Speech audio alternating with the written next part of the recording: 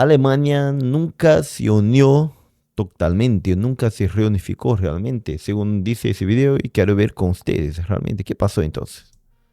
La caída del muro de Berlín en 1989 puso fin de forma simbólica a la división que sufría Alemania desde la derrota del Tercer Reich en la Segunda Guerra Mundial. Sin embargo, después de 35 años, siguen en pie unas fronteras clarísimas en la sociedad alemana que son justamente fruto de la pasada división. Los territorios que en su día formaban la República Federal Alemana al oeste y la República Democrática Alemana al este, a pesar de llevar décadas fuera de juego, siguen teniendo un papel importantísimo en la Alemania actual, como se ha comprobado en las elecciones de 2025. Por ello, hoy, en Memorias de Pez, hablamos de las dos Alemanias. ¿Por qué existe esta división a día de hoy? ¿Qué implica en la sociedad alemana?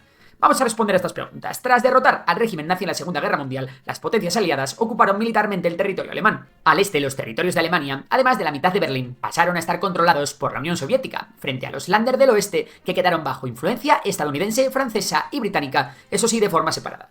Aunque las que estaban partiendo el pastel eran estas cuatro potencias, la disputa se daba claramente entre el bando de los soviéticos y el bando del resto. Ya sabéis, la Guerra Fría. A pesar de que siempre se tuvo en mente la reunificación de todo el país, en 1949 Francia, Reino Unido y Estados Unidos llegaron a este acuerdo, y el lado oeste se unió para crear la República Federal Alemana, más conocida como la RFA. La Unión Soviética, ante la amenaza que esto suponía, respondió uniendo sus territorios en Alemania, instaurando así la República Democrática Alemana, más conocida como la RDA. Ahora, en lugar de una Alemania, teníamos dos países muy diferentes entre sí. Y aunque Interesante que Berlín quedaba acá dividida, pero dentro de la parte soviética de Alemania, ¿no? Y tenían que abastecerla por el aire. A veces tenían también una línea de tren que llegaba acá, pero a veces la cerraban, todo eso. Aunque la expresión de las dos Alemanias nos lleva a pensar que esta división era más o menos similar en cuanto a tamaño. La parte correspondiente a la RDA equivalía a un cuarto del total de Alemania. Para que te hagas una idea, en 1950 esta parte contaba con 18,9 millones de personas, frente a los 50,8 millones de habitantes de la parte occidental. Las siguientes décadas en las dos repúblicas se basaron en adaptar el modelo soviético en el este y el estadounidense, o mejor dicho, el capitalista en el oeste. Frente a un sistema proteccionista y con un mayor papel del Estado, la economía del oeste se entregó más al mercado, a la competencia abierta y a una menor dependencia del poder central. La educación, la política, el deporte, la forma de vida, todos los aspectos del día a día eran bastante distintos a un lado y a otro de la frontera durante los 45 años que duró la división. Sin embargo, a medida que la degradación de la calidad de vida y la pérdida de eficiencia de la economía soviética iba en aumento, el desencanto de los ciudadanos del este de Alemania crecía. Así, a pesar de que el paso entre repúblicas estaba prohibido, muchos alemanes del este intentaban entrar en el oeste, que parecía más próspero y abierto. Esta diáspora generó todavía más diferencias entre la ya rica República Federal del Oeste y la no tan rica República Democrática del Este, que de democrática realmente solo tenía el nombre. El resto de la historia ya te la sabrás. La Unión Soviética colapsó, el muro de Berlín cayó aquel 9 de noviembre de 1989 y comenzó la llamada reunificación, en la que el Este debía intentar adaptarse a la velocidad de la República Federal Alemana. En este momento tendrás varias preguntas. Primero, ¿cómo fue este proceso? Y segundo, ¿qué problemas se dieron para ver las diferencias que existen hoy? Y sobre todo, ¿por qué en el este ganan los partidos políticos más radicales? Empecemos por el principio. La integración de la República Democrática dentro del sistema federal del oeste fue gradual y costosa. El por entonces canciller alemán Helmut Kohl, el cual era de centro derecha, es decir, de la CDU, también conocida como la Unión, tuvo que lidiar con los problemas que conllevaba el trasladar un tejido empresarial protegido y de competencia limitada, como lo era el del este alemán, a un sistema más globalizado y competitivo. Kohl puso su plan de los 10 puntos para Alemania, en el que se detallaban los entresijos de esta reunificación económica y social. Desde luego que la dificultad era máxima, había que lidiar con el pasado comunista de la región, contentar a la vez a soviéticos y estadounidenses, asegurar que Alemania no era un peligro, sino un actor capaz. No, ¿por qué contentar a soviéticos si ex-soviéticos, ¿no? La Unión Soviética no existía más, pero bueno. De promover el europeísmo, instalar la moneda del oeste, el marco, en el este, y bueno, paramos aquí porque realmente todas estas tareas ya son titánicas. El proceso fue difícil y tremendamente desigual, y los costes de volver a ser un solo país se notaron mucho más en el este. De hecho, la mayoría de las diferencias que comenzaron a darse aquí son hoy mucho más graves. Cada año, el Ministerio de Economía de Alemania hace un reporte del estado de la unificación alemana. Los datos que se dan aquí y que se pueden ver en los indicadores económicos del país son, en la mayoría de casos, malos. Por ejemplo, en el año 2019, de las 53 empresas con más capital del país, solo 3 tenían su sede en el este. Y las 3 estaban en Berlín. El resto se reparten entre ciudades importantes como Hamburgo, Múnich o Düsseldorf. Mientras que el PIB per cápita de Sajonia es de unos 34.000 euros y representa el más elevado del este, el del Länder de Baviera, por ejemplo, supera los 53.000 euros. Y ni siquiera es el más rico a este lado. Una explicación a este fenómeno es la tasa de paro y el ambiente rural.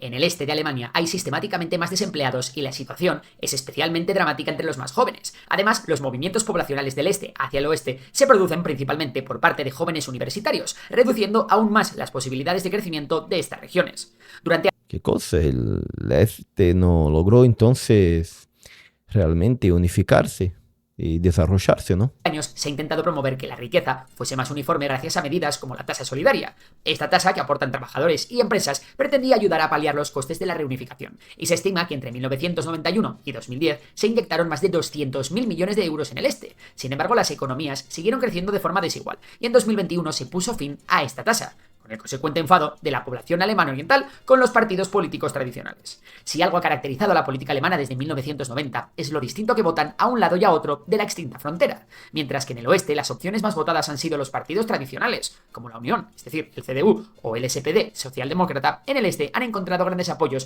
partidos en los márgenes, como Die Linke primero, que es de izquierdas, y más recientemente partidos de ultraderecha como Alternativa por Alemania, la famosa AfD. Esto sin duda tiene mucho que ver con toda esta discusión sobre la economía y la integración alemana que venimos debatiendo, porque si bien Die Linke y AfD tienen poco en común cuando pensamos en su receta económica o su posición en temas culturales, los dos partidos, al igual que otros como el BSW, apelan a la idea de que hay ciudadanos de segunda que Alemania ha dejado atrás. La población del este siente más cercanía con estos discursos y estos partidos, haciendo que sean los principales feudos de dichas formaciones. Bueno, porque si no se desarrolla esa región, la gente se siente que, bueno, hay una parte de la Alemania rica, pero acá nosotros estamos abandonados. No obstante, el hecho de que ni Die Linke ni AfD hayan entrado a un gobierno a nivel federal hace que muchos sientan que su voto no cuenta y que al final en Alemania siempre gobierna el oeste. Esto, por supuesto, no va a frenar de golpe si no se hace algo por paliar la brecha identitaria entre las dos Alemanias. Recordamos que en el este hay menos personas y el sistema electoral hizo que, por ejemplo, en 2021, de los 735 diputados elegidos para el Bundestag alemán, poco más de 100 los eligen las provincias del este. Al final, la gran demanda del este es igualarse con los alemanes occidentales. Las encuestas lo dejan claro. Tanto los de un lado como los del otro coinciden en que el este no llega al nivel económico y de desarrollo que tiene el oeste. Ya veis que las diferencias son notables, pero antes de acabar nos queda responder a la pregunta más interesante. ¿Cuál es la razón por la que en el este votan opciones más radicales como la AfD? Está claro viendo los resultados electorales que aquí hay menos tolerancia a la inmigración, por ejemplo. Pero a pesar de que estas regiones acogen a menos inmigrantes que el resto del país, esta no acaba de ser una respuesta clara. Tampoco lo son el dinero o el desempleo, ya que si nos fijamos en el AfD, el partido rinde mucho peor en aquellas zonas, con mayores tasas de desempleados. Con la renta pasa igual, no hay una correlación clara. Quizá una respuesta más válida se tiene mirando a la demografía. El este, por norma general, está más envejecido. Si eres joven, tienes muchas más posibilidades de estar desempleado. Además, tanto los jóvenes como los mayores del este tienen menos capacidad adquisitiva que un perfil similar en el oeste. Como hemos comentado, creemos que la razón última para este voto extremista radica en la profunda desafección que sienten los alemanes del este. Una sensación de olvido que es fácil de capitalizar por partidos extremistas y culpabilizar a una inmigración que realmente no es tan grande en el este. O sea, resumidamente, votan a las opciones más radicales porque ven que los políticos de la otra parte prácticamente no toman medidas que les ayuden realmente. Sería eso, ¿no? Además, la asociación de Alemania Occidental, con el carácter pro-establishment y pro-europeo, aleja a los votantes de la Alemania Oriental hacia opciones anti-europeístas y de corte prorruso. Respecto al primer punto, es algo muy parecido a lo que sucedía con el Brexit en Reino Unido, o con la región del cinturón de óxido en Estados Unidos. Si la situación no cambia, la pérdida de población en el este seguirá creciendo. Ya en 2023 se contabilizó un 13,2% menos de habitantes en esta región, si no incluimos Berlín, claro. En este contexto de supervivencia, se puede avivar todavía más el sentimiento de abandono y aupar de nuevo ideologías. Y así el voto va a importar menos, ¿no? Aún más extremistas, que ya saben Sigue disminuyendo la población del este. en lo que es ser segunda fuerza política. Y eso ha sido un poco todo por hoy. El resumen es que la complejidad de la reunificación sigue dejándonos varios años después con una Alemania que va a dos velocidades, produce a dos ritmos distintos y vota de dos formas muy diferentes. Aunque la RDA y la RFA llevan extintas un montón de años, según donde se mire, parece que siguen igual de vigentes como hace 4 o 5 décadas. Y esto es todo por hoy. Si te ha gustado... Interesante, ¿no? ¿Qué piensan ustedes? Deja en los comentarios qué pasa realmente que la gente en Alemania del Este vota más a opciones más radicales. Y si quieres ser miembro del canal, bueno, si quieres ver los videos por adelantado, hacerte miembro del canal. Yo soy Santiago Brazuca desde el sur de Brasil.